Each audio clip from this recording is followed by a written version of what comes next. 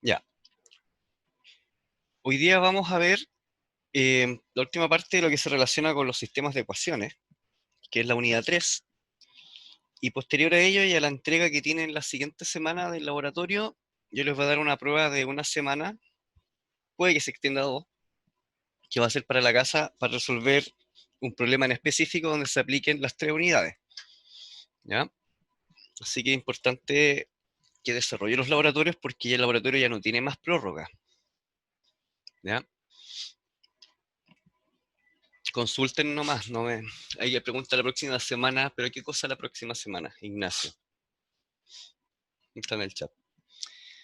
Ya, voy a entonces empezar con lo que es la clase. Y vamos a ver sistemas de ecuaciones. Algo ya vimos. No, la prueba no es la próxima semana. La prueba se las voy a enviar después del laboratorio, que tienen la entrega, que eso es el 11 de junio. Y a partir de ahí van a tener 1 a 2 semanas para responderla. Va a ser un trabajo práctico donde tienen que implementar más o menos lo que vienen haciendo en el laboratorio, pero ahí después van a tener mayor detalle de eso. ¿Ya? Ya. Entonces, lo que hemos visto hasta ahora ha sido lo relacionado con la teoría del error, con todo lo que son los sistemas de ecuaciones no lineales, que estuvieron viendo lo que es Newton-Raphson, lo que están aplicando en el laboratorio, y resolver ecuaciones no lineales como tal. Ya, ahí está mal escrito lo que es Newton-Raphson multivariable porque no es un método directo, es un método iterativo, ¿ya? Después lo vamos a corregir. Pero los métodos directos es LU y LT, ¿ya? Un minuto. Eso que está ahí, perdón, eso no va ahí, ¿ya? Eso es de allá arriba. Entonces, LU y LT ya lo vimos, y lo que están desarrollando, y lo que vamos a ver ahora va a ser método de ecuaciones normales, método punto fijo, donde aparecen los métodos iterativos.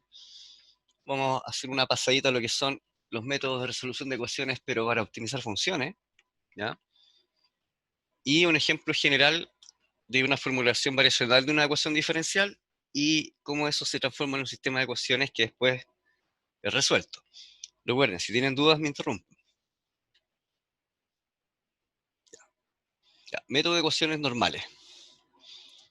En general, un método de ecuaciones normales más conocidos se basan en la factorización QR, y a partir de esa factorización QR uno transforma de cierta manera las matrices en otras matrices en las cuales se pueden resolver los sistemas.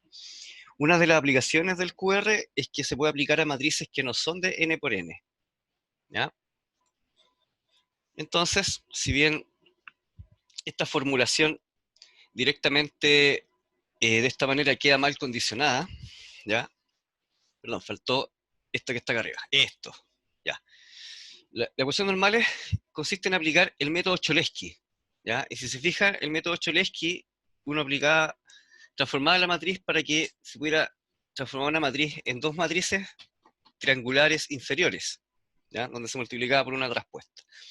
Pero tratarlo de esta manera, para generalizar el método, este método tiende a ser inestable, entonces uno tiene que hacer unas transformaciones, y esas son las transformaciones ortogonales, ¿ya? Y una transformación ortogonal, más o menos general, es la expresión que se muestra acá, ¿ya? Donde se obtiene una matriz Q y una matriz R. En este caso, Q es la base ortonormal del espacio, ¿ya? Donde está descrita la matriz, y Q2 es la base ortonormal del núcleo de esa matriz, ¿sí? Entonces, la expresión general queda de esta manera, ¿sí? Donde si se fijan, aquí está representada la matriz. Entonces, aquí lo que hay que buscar es cómo obtener Q y R. ¿Ya? El método clásico que se ocupa es el método de Gram-Schmidt, ¿ya? Que no solamente se ocupa en el área de matemática, también se ocupa en el área de procesamiento de lenguaje natural, ese tipo de cosas donde se modela de alguna manera el lenguaje. ¿Y por qué? Porque el lenguaje no es una matriz de n por n en sí, ¿sí? Bueno, entonces, ¿qué es lo que se hace acá? Se trata de buscar una técnica en la cual uno haga esa transformación, y si se fijan, después de ciertas transformaciones, uno puede dejar expresado esta igualdad de esta manera, como está en la segunda parte que está aquí. Ahora, tal como sucedía con Cholesky, la matriz Q, por su traspuesta, acá se muestra el valor 1, asumiendo que esto es un vector, ¿ya? Pero si esto es una matriz, aquí es la matriz identidad, si se fijan, que es la diagonal con valores 1. Entonces, ¿cómo se realiza esta factorización? Bueno, lo que se hace es de alguna manera hacer operaciones a nivel de columnas sobre las matrices para obtener un vector de columnas y una matriz triangular superior, que aquí se representa, que eso es lo que representa Q y R en la práctica, ¿ya? Donde, tal como se comentaba delante, el producto de individuales de estas matriz de columna va a ir dando valores 1, ¿sí? Ya. Entonces, a partir de ciertos procedimientos matemáticos, que son estos que se describen acá, espérame un poquito, cargando sus compañeros, uno puede realizar esta transformación ortogonal. Esta transformación ortogonal empieza a transformarse en un algoritmo donde lo que al final llega a ser relevante es el cálculo del R y el Q. Al obtener todas estas posiciones, al final uno tiene la matriz completa de lo que es Q y R, ¿ya? El caso de A son coeficientes que aparecen cuando se hace el producto de las columnas, ¿sí? Entonces, la matriz A queda expresada de esta manera, si se fijan, que es prácticamente el producto punto entre la matriz R y la matriz que es de columnas, ¿sí? Entonces, siendo la késima columna esta expresión. Entonces, aquí uno empieza a ver que estas operaciones, se pueden generalizar para matrices que son de n por m, ¿ya?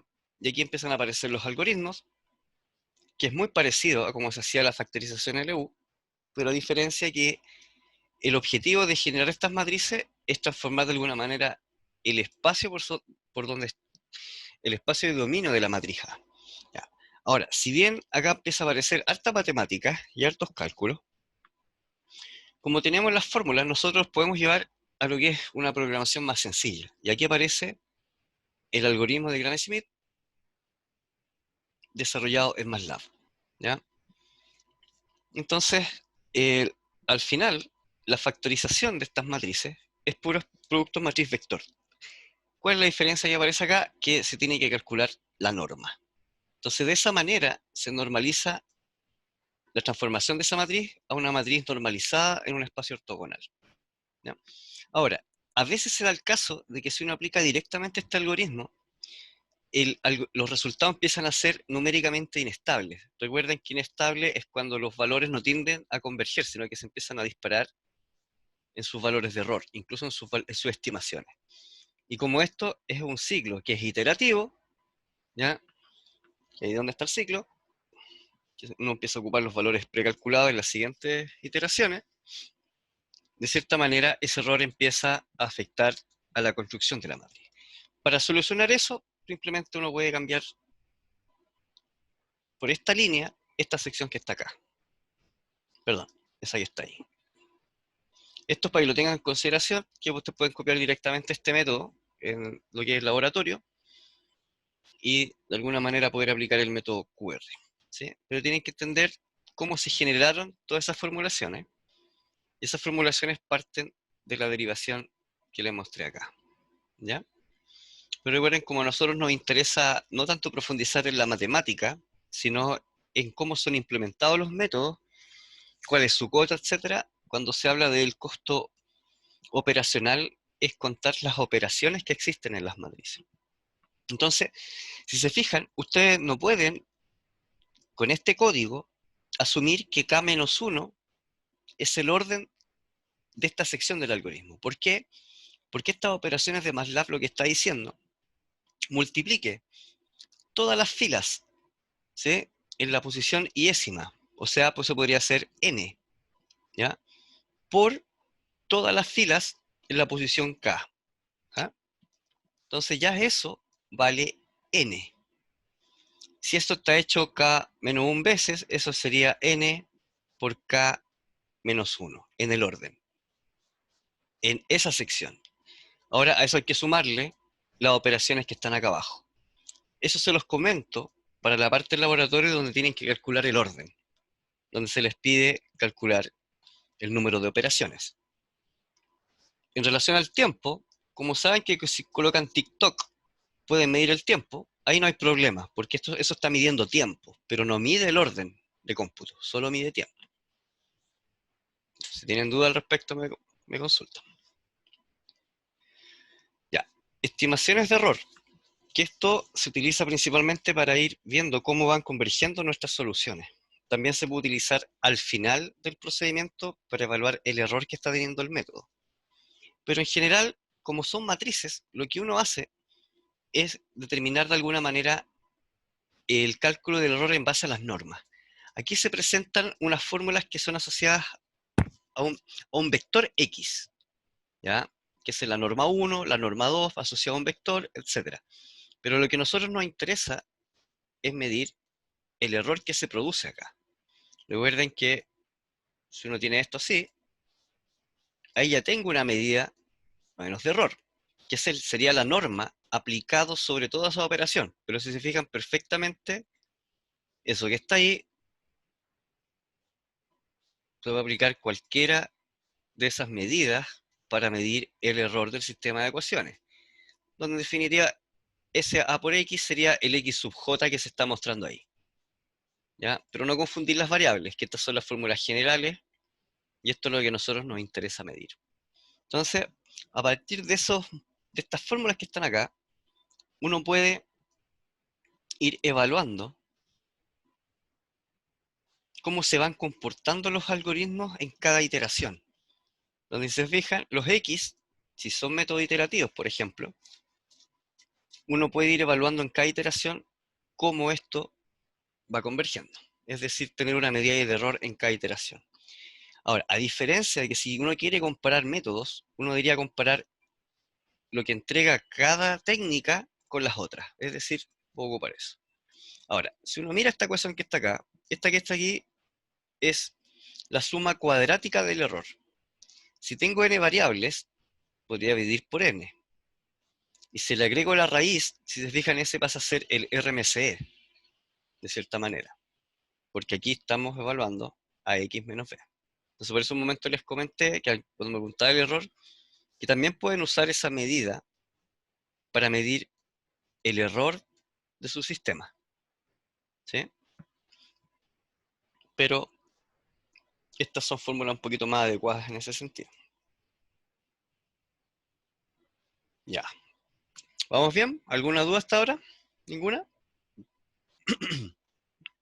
Ya. Métodos de punto fijo.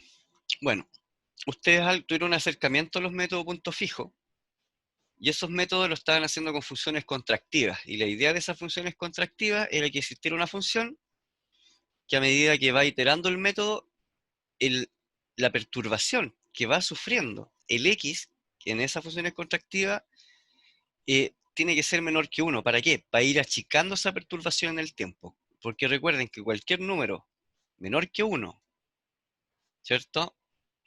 Perdón, X menor que 1 y mayor que 0, ¿ya? Me permite convergencia, porque un número que es menor que 1 y mayor que 0, siempre multiplicado por un mismo número, va a tender a ser cada vez más chico. Es decir, en cada iteración, la perturbación es cada vez más pequeña. Entonces, si se fijan lo que vemos acá, asociado a un valor de x, si este fuera un método punto fijo, es prácticamente una función muy similar a las contractivas. Pero ahora lo que queremos evaluar es un sistema de ecuaciones donde voy a tener muchos x. Entonces, nosotros podemos decir que eso es un vector, ahí la nomenclatura la hacen por un punto, pero después nosotros vamos a tener un vector, y el s es el número de iteraciones. Y tal cual como pasaba en las funciones contractivas, este es el valor de perturbación de ese número, que acá está representado por b. En ese caso b pasa a ser una matriz de n por n, ¿sí? Y esta representa las iteraciones. Entonces, la solución a un sistema basado en método iterativo, ¿ya? Si bien nosotros conocemos que podemos obtenerlo con la inversa, pero cuando la inversa de una matriz, o sea, perdón, la matriz es muy grande, la inversa, aparte de tener mucho costo computacional, empieza a acarrear mucho error al momento de construirla. Entonces no se suele usar la inversa para calcular esas funciones. ¿Ya? Ya. Entonces, lo que se busca acá es encontrar una matriz que de alguna manera pueda determinar esa perturbación. Y aquí aparece el concepto del límite, porque lo que estamos buscando es que el límite de variación de X tienda a cero, ¿cierto? Ya. Viendo eso, y con ciertas condiciones, les dije hasta la matriz I más una matriz B, que es la que queremos de alguna manera encontrar, esta puede ser invertible y se puede aplicar sobre este problema. Entonces, para poder realizar eso, lo primero que hay que tener en consideración es cómo se va a ir midiendo el error. Cuando la solución llega a la solución exacta, que sería X asterisco, esto tiende a cero. Entonces, inicialmente, las perturbaciones que voy teniendo van a ser mayores o iguales a este valor, pero a medida que va iterando, este valor va a tender a disminuir. Recuerden que en este caso, B es la matriz que estamos buscando para hacer la perturbación entre la iteración anterior y la iteración actual. O sea, en cada iteración esto debería tender a cero. ¿Ya? Y aquí está más o menos la formulación base matemática que explica que si nosotros encontramos esa matriz B, uno puede cumplir con esta relación que está acá, que es lo que estamos buscando que sea cercana a cero. ¿Ya? Y aquí hay algunas definiciones, pero si se fijan, todos se basan en la norma. ¿Por qué? Porque la norma mide distancia entre los puntos. Y la norma de esta matriz es la que nos va a determinar la técnica. Entonces, si pasamos a la siguiente formulación, aparece otro concepto que es muy útil para medir de alguna manera cómo se comporta un método frente a otro. Entonces, esta es otra tips que pueden agregar en su laboratorio para ir midiendo qué tan buenos son los algoritmos en cada iteración, sin necesidad de hacer el cálculo del RMSE.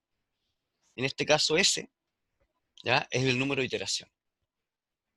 Donde B tiene que cumplir esta relación que está acá. Entonces, se fijan, por definición, una razón media en cada iteración corresponde prácticamente a la norma de B, que eso debería ser menor que 1. ¿No?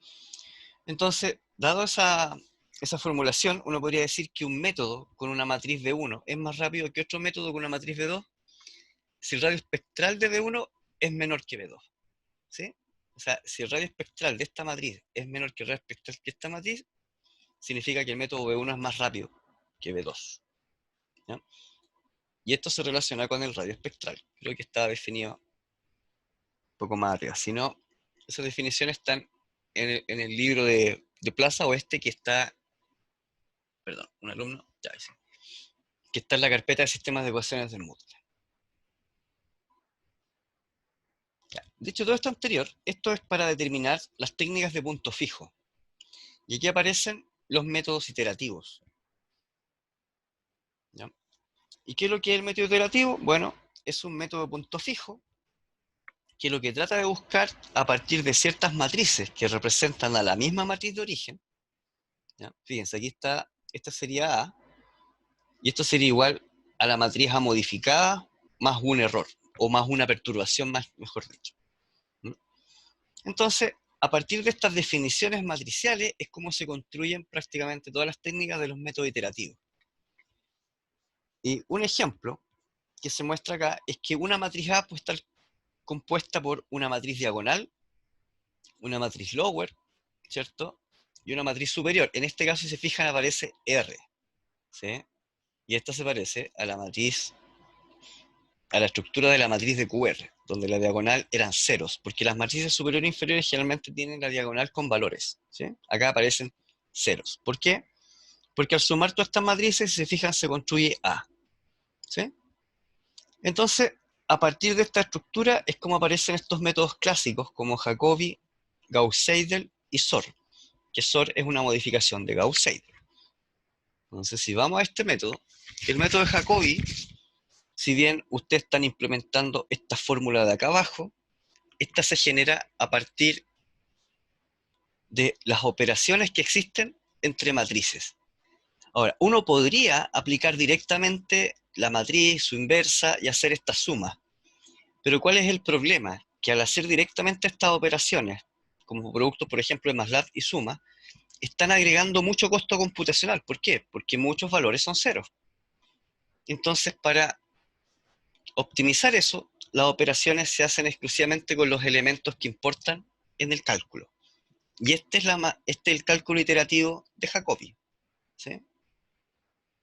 Ya, ahora Seidel. ¿Qué es lo que es Jacobi-Seidel? Bueno, es una modificación de Jacobi, pero que aprovecha de alguna manera los cálculos realizados durante el mismo ciclo iterativo. Entonces, acá aparece Seidel. Déjenme donde se visualiza un poquito. Un minuto. Ahí está. Fíjense, acá dice, en el de Jacobi se ocupa la iteración anterior, S, y aquí está S más 1. Pero en Seidel, donde se aplica el producto de la matriz, se aplica S más 1. O sea, es decir, dentro del mismo ciclo iterativo se están ocupando valores que fueron calculados en ese ciclo, ¿ya? Pero se van ocupando progresivamente. Esto significa que la convergencia es más rápida con Gauss-Seidel, y eso debería verse reflejado cuando ustedes implementan los algoritmos. Entonces, en los libros por lo general van a aparecer la expresión matricial del algoritmo y en la mayoría de los casos el algoritmo asociado que está optimizado solamente para hacer esas operaciones. Entonces, si usted escribe los métodos directamente como productos de matrices o vectores, en el caso de Gauss-Seidel o Jacobi, eso sería considerado un mal desarrollo, ¿verdad? Para que no crean que solo haciendo esto ustedes solucionan el problema. Ese sería no implementar el método. ¿Sí? SOR. ¿Qué es lo que es SOR? Bueno, es un método de sobre-relajación que se aplica sobre Gauss-Seidel, pero aquí uno agrega un factor, que ese factor también podría considerarse un peso. Y fíjense lo que está acá. Aquí está ese factor, 1 partido por W, y acá W menos 1 partido por W. Esto es muy parecido a lo que es un porcentaje, ¿ya? Que lo que nosotros estamos haciendo ahí es de cierta manera darle un factor de aceleración al método. ¿Cuándo son útiles estos métodos? Cuando los resultados numéricos que uno quiere obtener o son demasiado pequeños, ¿ya? Por ejemplo, a escalas microscópicas, y parto de una escala muy grande, o bien voy a trabajar con números que tienen soluciones muy grandes, por ejemplo, escalas astronómicas, ¿ya? Si voy a trabajar con escala astronómica y parto, por ejemplo, con un número en base 10, me voy a demorar mucho en llegar a escalas de 10 elevado, no sé, a 32 valores, ¿sí? O a 100 valores. Entonces, con esto, uno logra de alguna manera acelerar los algoritmos, pero hay que observar si realmente estos algoritmos empiezan a converger. Entonces, ese factor de W, si se fijan, si es menor que 1 y mayor que 0, se llama subrelajación, porque va a empezar a achicar los valores. Achicar de alguna manera, ¿por qué achicar? Porque multiplica a la aproximación, y como es un valor chico, cada vez esos valores van a ser más chicos. Entonces, por eso le dice subrelajación. Mientras si es mayor que 1, los valores van a tender a ser grandes. Entonces, lo primero que hay que analizar, si es que se van a ocupar esta técnica, es ver hacia qué valores o magnitudes van a ser desarrolladas al resolver la ecuación. Y aquí está prácticamente el método, que si vuelvo atrás a Gauss-Seidel, es el mismo de Gauss-Seidel, pero de alguna manera ponderado sus cambios, ¿sí? Y ahí aparece el W y acá la diferencia relativa. Ese no lo vamos a ver porque acá se me pasó. Ahora vimos ya estos tres métodos. Ya. ¿Alguien tiene una duda hasta ahora? ¿No? Ya. Ya. Métodos iterativos basados por la optimización de una función. Estos métodos se aplican mucho en el área de Machine Learning, o minería de datos, incluso redes neuronales, y también en investigación de operaciones, donde lo que uno busca es optimizar alguna función. Optimizar una función en este sentido podría ser reducir la energía de un centro de datos, optimizar las rutas, ¿ya?, de vehículos, etcétera, o problemas que estén relacionados con problemas NP. Ahora, el problema es que hacer esto directamente en esos problemas toma mucho tiempo porque son muchas variables. Entonces, muchas veces estos métodos se usan en combinación con métodos heurísticos o métodos metaheurísticos. Pero es importante conocerlos porque permite de alguna manera modelar problemas de optimización, que esta es una aplicación directa al momento de solucionar sistemas de ecuaciones. Que uno coloca las variables del problema y qué es lo que uno quiere minimizar. Y es por eso que aparece el concepto de función objetivo, porque en el caso de la función objetivo de disminuir carga energética, la función objetivo sería precisamente indicadores que permitan medir esa carga energética, pero minimizando sus valores. Entonces, lo que aparece acá es una forma diferente de afrontar el problema, donde lo que uno está tratando de hacer aquí es de alguna manera minimizar el error entre lo que quiero aproximar y el problema que quiero solucionar. Y para medir eso, por lo general se ocupa diferencias cuadráticas de estas funciones, ¿sí? Y eso es lo que se conoce a veces por mínimos cuadrados, que también eso los vamos a ver en otras unidades, donde va a aparecer este concepto de optimización, pero aparece el método de mínimos cuadrados. Por ahora es importante considerar esta función objetivo, que sería determinado por esta nomenclatura, y lo que uno más o menos está determinando, si se fijan, este pasa a ser un vector de Rn que pertenece a los reales, un vector Q, o sea, perdón, no me acuerdo cuál es la letra, está, ya no importa. Ya.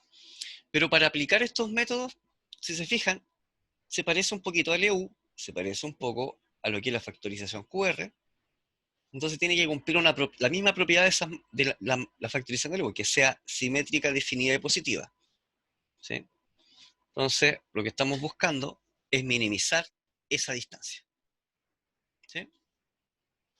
Bueno, por tanto, lo que estamos buscando es cómo tiene que ser la variación de esta matriz para que esto tienda a cero. Entonces, en definitiva, vamos a aproximar X asterisco de manera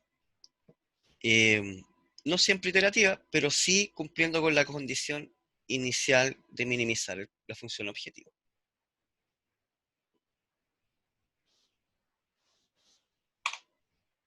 Un minuto.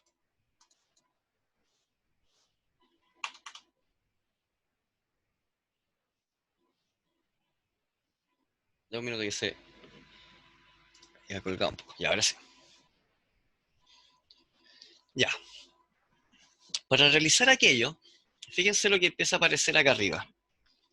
Si nosotros queremos acercar a la solución X asterisco, al final vamos a ir agregando una perturbación a ese X para que al aplicar esta función esto tienda a cero, ¿sí? Recuerden que la función objetivo está acá.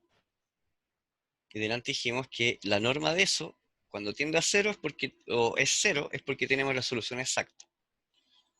Entonces, en ese sentido, siguiendo con esta definición que está acá arriba, uno empieza a transformar la expresión para llevarlo a un método que pueda iterar, ¿sí? Y aquí aparece algo muy relacionado, o se parece mucho, a los métodos de punto fijo, que sería el valor actual del X, sería el valor anterior más una perturbación.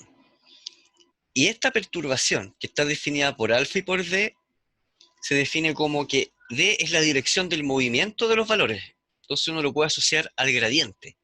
¿Hacia dónde tengo que cambiar los valores? Recuerden el método Newton multivariable, que ahí ocupaban un jacobiano donde estaban las derivadas parciales de todas las variables que uno quiere aproximar, ¿cierto? asociado a cada función, me refiero.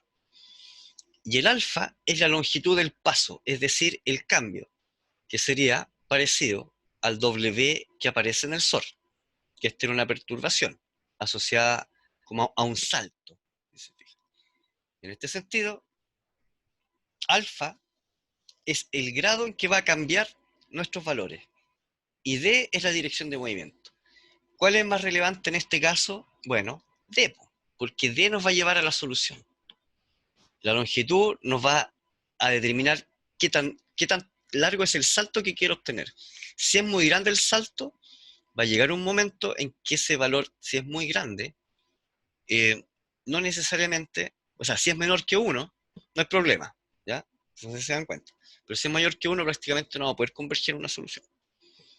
Ahora, si se fija esa dirección, y aquí aparece Taylor, porque ya saben que con Taylor uno puede aproximar cualquier función con una serie infinita, ¿sí? Pero en la práctica nosotros no vamos a tener esa serie infinita, entonces hay que cortar, truncar esa función para poder de alguna manera aplicar el método. Y eso más o menos está definido acá, ¿ya?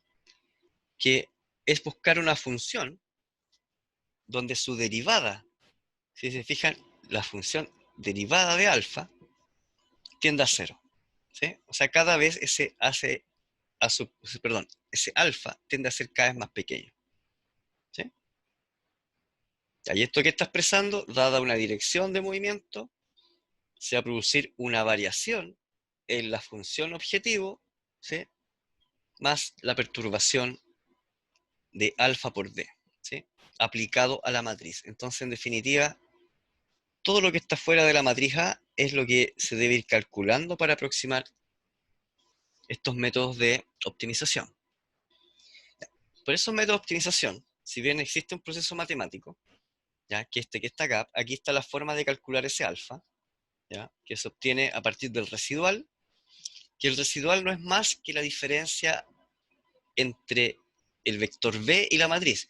Si uno le colocara la norma, sería el RMC, pero el valor directo que aparece aquí es lo que se conoce como residual. Entonces ese sería el error que va quedando en cada iteración S.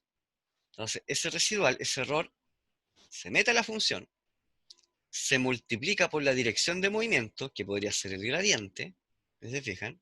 Ahora, eso se podría, anular, ¿ya? Pero no importa. Y eso es lo que va a ir multiplicando a la matriz A.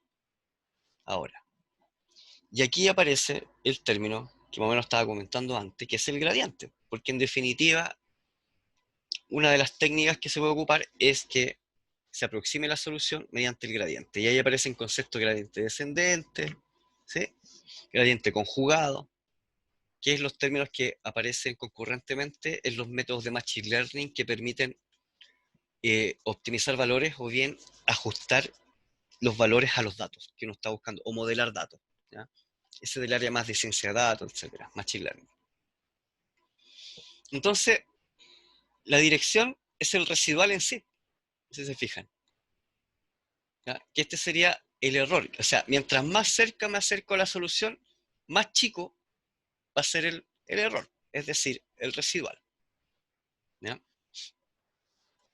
Entonces, ahí más o menos está definido que las de máximo crecimiento cambiarían el signo, perdón, que cambiada de signo es el máximo de crecimiento, que es prácticamente lo que está acá. Por eso aparecen siempre los signos negativos en las expresiones. Evidentemente, mientras el residual sea distinto de cero, el método va a iterar, porque si el residual es cero, prácticamente tenemos la solución.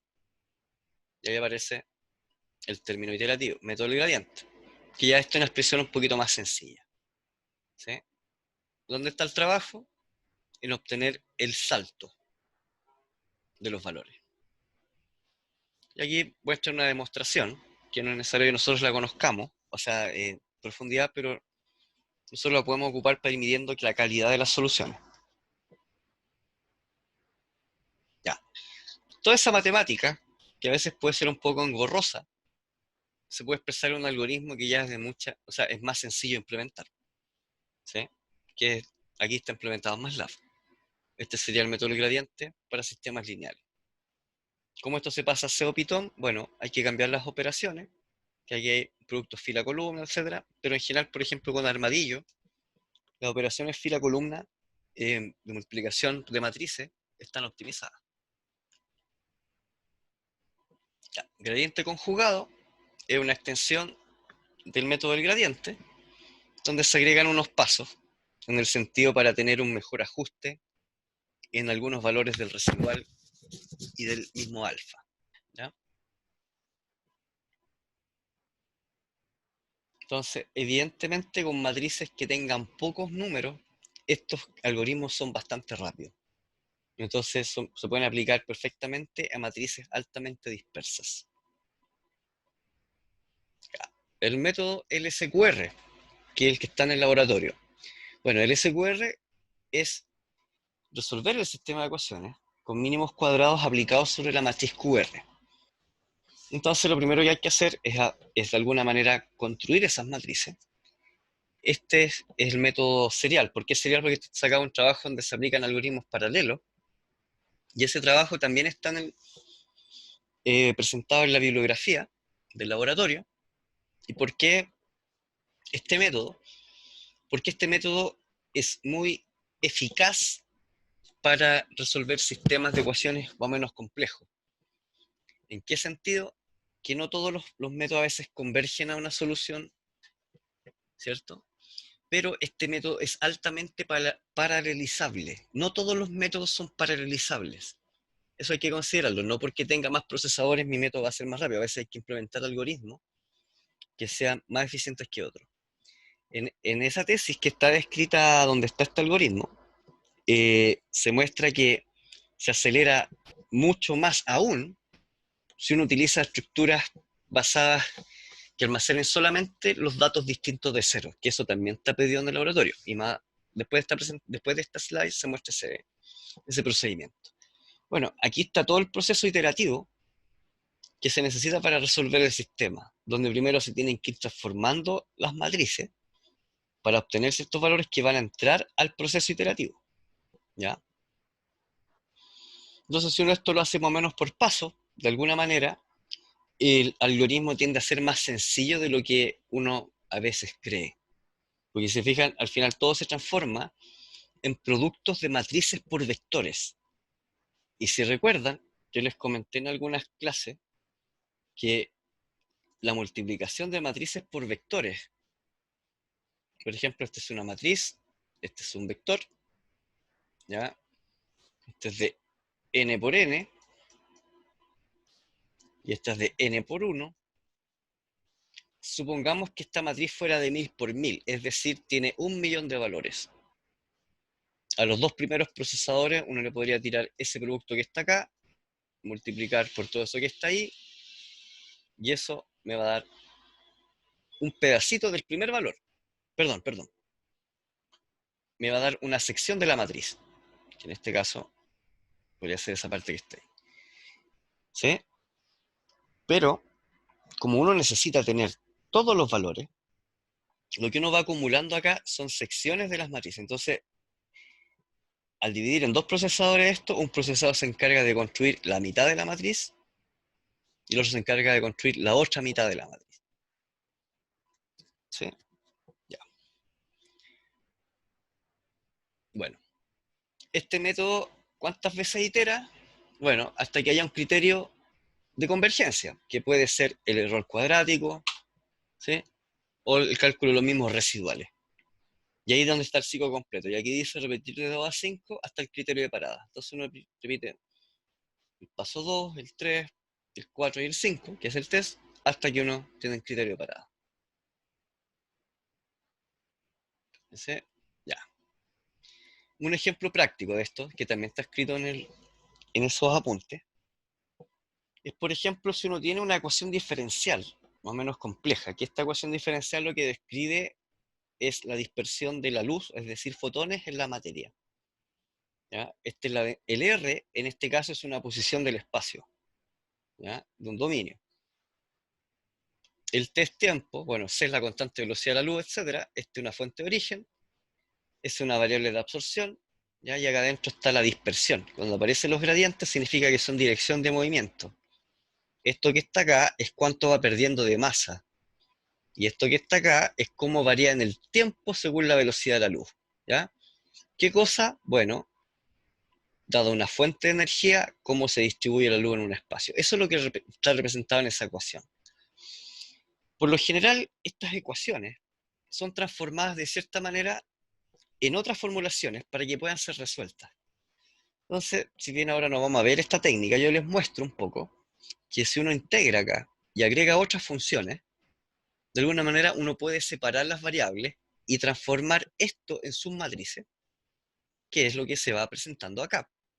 Si se fijan, de cierta manera, lo que está representando esto, que dado toda la suma de la energía en una zona, ¿cierto? Que empezó siendo determinada por estas integrales, recuerden que las integrales devuelven una magnitud. En este caso, lo que queremos describir es la magnitud de R, cómo se distribuye R en un dominio omega. Entonces, al desarrollar esto, empiezan a obtener ciertos coeficientes, que esos coeficientes después pasan a ser los componentes de una matriz. Y acá abajo aparece una matriz. Si uno no quiere resolver esto en el tiempo y uno quiere saber el resultado final, al aplicar toda la difusión dada una fuente Q, uno podría no considerar esa variable tiempo. Entonces al final la matriz va Q, B más C pasa a ser A. ¿Ya? Este pasaría a ser X en el problema y este pasaría a ser B. Entonces aquí les mostré más o menos cómo uno llega a un sistema de ecuaciones. Después vamos a ver más adelante cómo trabajan los elementos finitos. Ahora, si ustedes se fijan, el método LSQR tiene muchos productos. Las matrices que ustedes están trabajando sobre NIL tienen muchos valores dispersos. Entonces no es necesario hacer todos los productos. Entonces una forma de optimizar eso es optimizar el uso de memoria transformando estas matrices en estructuras de datos en la cual se almacena la fila, la columna y el dato. Esta estructura que está acá es un map, ¿ya? Que el map, por ejemplo, es la estructura que se ocupa para asignar claves, ya sea estructuras de datos o valores numéricos, ¿sí? Entonces, al final lo que uno puede almacenar acá, este es un número entero, y ese número entero va determinando la posición, ¿sí? Dentro de un hatch, si lo ven así, que este hatch pasa a ser un map. Pero uno puede almacenar las cosas, fíjense la suma, KMB, ¿sí? Que eran los términos que están acá. A ver, ¿está todo bien? Tururú. Ese es el sido C, ¿ya? Bueno, aquí de alguna manera, no, era, ya sí, está descrito cómo pueden optimizar los algoritmos donde tengan productos de matrices. Y esto es una de las preguntas que se plantean en el laboratorio, que dice optimice sus algoritmos utilizando estructuras de almacenamientos por fila columna. Y aquí está el algoritmo que pueden utilizar. ¿Ya? Bueno, la idea de ocupar esto es evitar la multiplicación de valores nulos, que en este caso serían valores cero. Entonces solo almacena valores no nulos. Ya. Bueno, con eso, si se fijan, terminamos lo que es la unidad 3, porque todo lo relacionado con error, medidas, lo están implementando en el laboratorio. ¿Ya? Entonces ahora, dudas al respecto. Profe, ¿Sí? ¿podría volver a la parte hacia donde estaba, creo que analizando el tema de las operaciones de las matrices? ¿Ya? ¿De cuál parte? Para cuando mencionó el TikTok. Ah, ya. Para la medición. Sí, para la La medición. medición del tiempo. Ya. Con este ejemplo que está acá. Este era, ¿cierto? Sí. Sí. Ya. ¿Cuál es tu duda ahí? Mi duda es cómo, no me quedó claro cómo decirle cómo medir la cantidad De de operaciones. operaciones. Ya. Sí, Ya, sí te entiendo. Ya. Si estos fueran, por ejemplo, siempre operaciones, matriz vector fija, me refiero que si uno sabe que algo, pero vamos a colocar la pluma, si yo multiplicara un escalar, por ejemplo, x, y, voy a repetir con otro x nomás, xj, y eso está en un for, donde solo varía el i, ¿cierto? Esa operación, y aquí voy a colocar un end, para decir que estamos dentro de eso, y aquí está el for. Ya, evidentemente eso me va a dar n, ¿sí? Porque hace n veces esa operación. Entonces ahí no hay problema en al terminar este for que yo colocara, bueno, mi costo va a ser igual en ese caso, n más el costo inicial, ¿sí? Y aquí parto con, por ejemplo, el ciclo iterativo con costo igual 0. ¿Por qué? Porque en otro lugar del algoritmo tú vas a volver a ocupar este c para ir sumando las operaciones, ¿cierto? No sé si entiendes esa parte. Ya, pero fíjate, en este caso vale n. Ya, ahora ¿qué pasa si agrego un j acá y acá agrego otro for? ¿Sí? Bueno, ahí ya sería n por n. Y tampoco habría problema en seguir esta nomenclatura.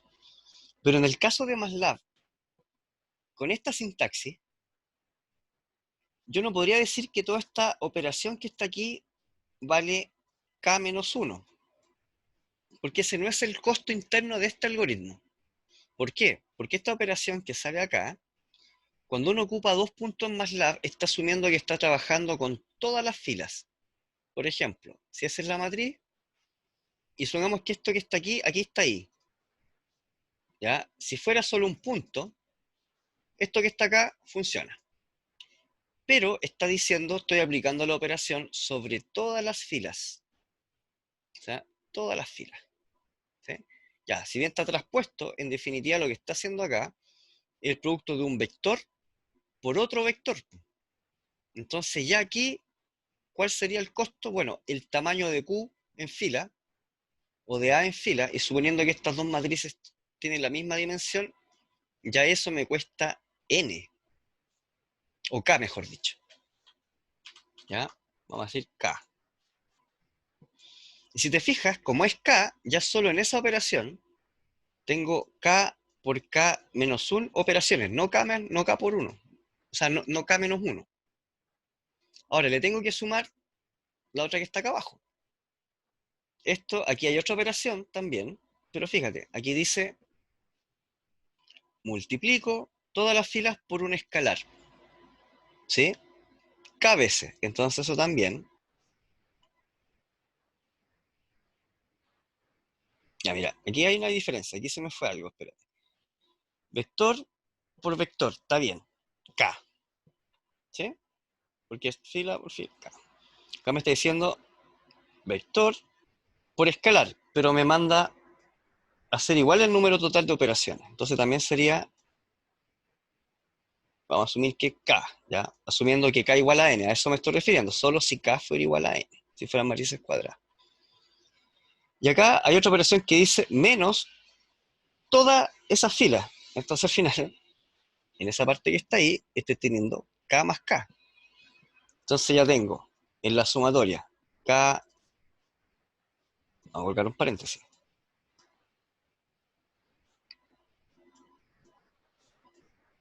K menos 1 por K veces, ¿cierto? Toda una fila, sí, más K más K, o sea, porque hay una resta, entonces sería 2K por esto que está acá. Y ese sería el orden de ese algoritmo, que es mucho mayor a solo decir K menos 1. ¿Se entiende? ¿Se entendió ahora, no? Sí, sí, ahí lo entendí, profe. Que ¿Se yo pensé entendió? que lo había llevado por el ámbito de que, como son matrices, ¿Ya? yo pensé que se refería al hecho de que, bueno, yo conozco el tema de que si las matrices se multiplican de cierta forma o de otra, generan ¿Mm? más operaciones o menos. Yo pensé que iba Exacto. por ese lado. Sí, no, sí pasa eso. Pero aquí en específico, más que nada, a la formulación de la instrucción de MATLAB, que Ya, oculta eso. Porque uno puede pensar que acá, uno podría pensar, acá solo hay una operación. Y no es así, po. Ya hay cada operación aquí. ya, A eso me refería. ya, bueno. ¿Sí? Tomar atención en ese tipo de cosas. Lo mismo pasa con la norma. La norma no es una operación. Si vieron las fórmulas de la norma, son operaciones, es una sumatoria de cosas. Entonces ya la sumatoria tiene cada elemento. ¿Sí? Entonces hay que averiguar cuánto cuesta esa operación. Ahora, si colocan tiempo no hay problema, porque uno no está considerando operaciones, sino tiempo. Pero eso es algo que tienen que ver cuando les comento, midan el orden. ¿Sí? Ya, ya. ¿Alguien más tiene alguna duda de acá? ¿Nadie? Ya, aquí alguien está haciendo una pregunta, pero ¿la puede hacer en voz alta mejor? ¿O fue el que me preguntó recién? ¿Felipe? Felipe Villalobos.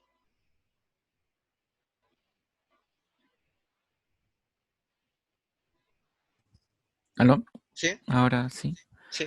Eh, Profe, es que me surgió una duda respecto a la parte 2, que es aplicar el método de Newton. Eh, cuando estaba revisando explicando la materia, comentó que aplicar la fórmula matricial estaba mal porque no era como aplicar el método. No sé si no, Ya, tal vez me no, expliqué mal. no Claro, sé si, o sea, era como ineficiente porque aplicaba mucho cómputo computacional. claro. Por Sí, eso. sí. Entonces, en el método de Newton aplicaría lo mismo, de que tenemos que usar como No, en términos ese, dentro de la nueva no, matriz. en ese no es necesario, porque en el método de Ah, Newton, ya, ustedes tienen la matriz jacobiana, ¿cierto? Y sí. muy pocos valores son cero ahí, porque aparte están trabajando con Ujú, ecuaciones pequeñas, entonces prácticamente son todos los valores distintos de cero. Entonces, para ese ah, problema, ya, que es por solo eso. una matriz de 3 por 3 creo, no tiene sentido Ujú, optimizar, porque a lo más va a bajar ya, una o dos operaciones por iteración. Solo se optimiza cuando ya, ocupen matrices grandes, y eso se van a dar cuenta en los sistemas de ecuaciones grandes, que tienen muchos ceros. Si ustedes grafican, ¿cierto?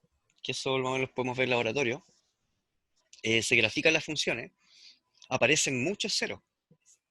Entonces, a eso ujú, me refiero que no es óptimo hacer estas operaciones que aparecen acá, como directamente aplicar, por ejemplo, estas fórmulas. Eso me refería en específico, por si acaso, a Jacobi ujú, o Seidel. ¿Sí? ya. Eso, gracias, profe. Ya, de nada. Ya. ¿Alguien más con alguna duda del curso? Recuerden que Profe, con esto, ¿sí? yo tengo una duda, pero también del laboratorio, Ya, que cuando estaba realizando el método Cholesky, ya, las matrices grandes me causaban error con la inversa, cuando hacía la transpuesta, ya. y me producía errores. No sé si yo verificaba que el determinante fuera igual o distinto a cero y me salía que era igual a cero. Sí, Y ahí no me dejaba.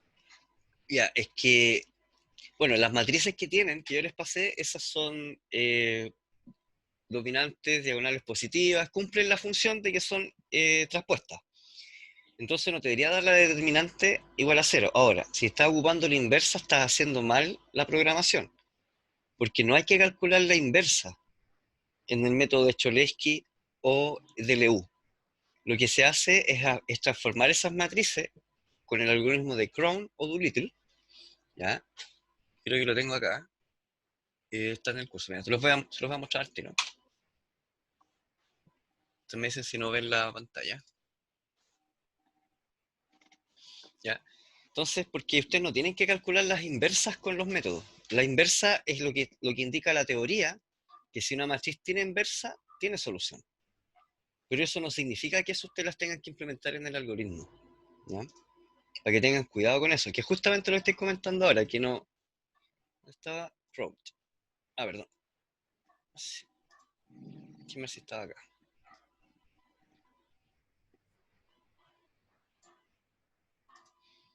Tal vez por eso también te da el error. Además, si la inversa de matriz es muy grande, como son aproximaciones, eh, tienden a no ser estables.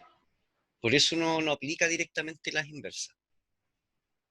Ok. Sí, ¿Sí? porque la otra sí me funcionaba. Sí, no, sí, que es de Cholesky tiene un truco, porque ahí tú estás ocupando es L y la otra es L transpuesta, no es la inversa. Ojo con eso. Claro. ¿Sí? fíjense. Tum, tum, este que está acá. Pero ¿tú implementaste Chrome o Doolittle, por ejemplo? Me parece que implementé Doolittle. La verdad, ahora en este momento no lo recuerdo porque estuve haciendo pruebas ya hace días Ya. y guardé esa pregunta. Ah, ya. Porque igual debería funcionar cualquiera de los dos. Los dos funcionan con las matrices, que son estos algoritmos que están aquí. ¿Cierto? Tú estás con este. Ahí donde estás haciendo. Recuerda, Ujú. respuesta. Sí. No ocupa inversa. ¿Ya? Ya. ¿Alguien más? ¿Alguna pregunta? Igual después del laboratorio, el segundo grupo vamos a resolver problemas que tengan de programación, porque recuerden, la entrega es la próxima semana, si mal no recuerdo. El próximo jueves. Y ya no hay más plazo para el laboratorio 1. Profe, yo tengo ¿Sí? una consulta, pero ¿Sí? en el de Newton de varias variables, ¿Ya? no encontré el algoritmo en el libro, así que estuve buscando en internet y viendo cómo hacerlo. Y llegué a un algoritmo, pero al momento de evaluar el error, en vez de bajar, el error siempre va subiendo. Entonces no sé si a lo mejor estoy evaluando mal el error o el algoritmo que yo pesqué está malo. Sí, yo creo. Pero eso está ¿En acá. qué parte, en Mira, qué parte está? está en la materia del curso. Te voy a mostrar. Vamos a ir. Libro base 1. ¿El 1? Está en la teoría. Sergio Plaza.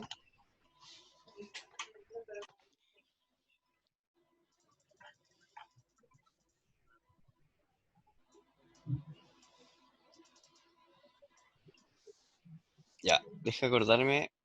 Tum, tum, tum. ¿Se parece a ese sistema? ¿O era otro el que le está en el lab? Es ese. Sí, Es es ese, ese. ¿cierto? Ya. Aquí está explicado más o menos lo que es, cómo son las funciones, ¿cierto? Y sus resultados. Entonces se pueden guiar en función de lo que están calculando, porque lo primero que tienen que hacer es calcular las derivadas. Era punto extra si las hacían automático, pero uno podría ingresar directamente estas funciones ya derivadas, ¿cierto? En un arreglo de matrices y realizar este procedimiento. Ahora, como uno tiene que construirse estas matrices, porque ustedes tienen que transformar una al jacobiana. Y aquí es donde es súper útil hacer esta operación que está acá. Y si ustedes se fijan, esto que está aquí es una factorización. Ahí es donde está un truquito. Porque ustedes tienen que buscar una matriz, ¿cierto? Que es la incógnita.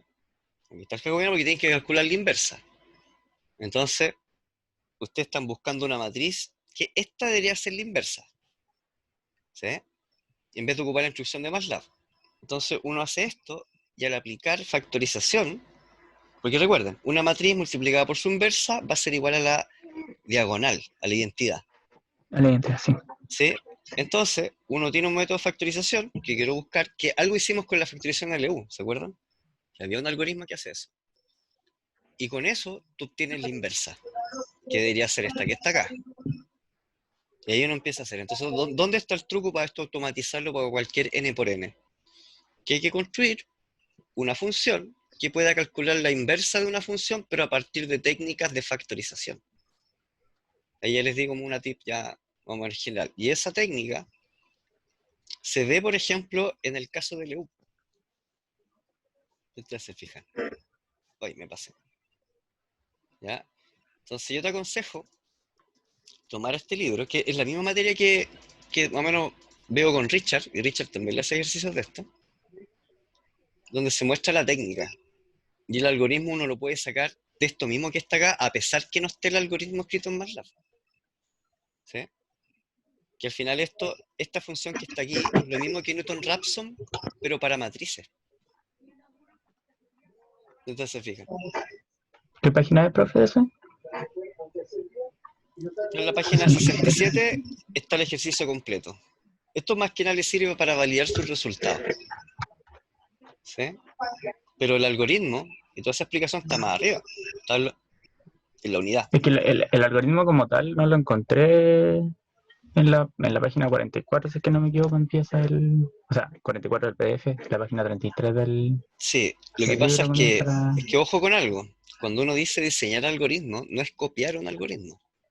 El hecho que esté en algún No, lado, pero quería llevarlo por ejemplo, para hacer a la la comparación mientras hago el ciclo, no ¿Ya? sabía si la estaba haciendo no, Ah, bien o ya no. te entiendo. Y eso es lo que Como una quería base. comparar.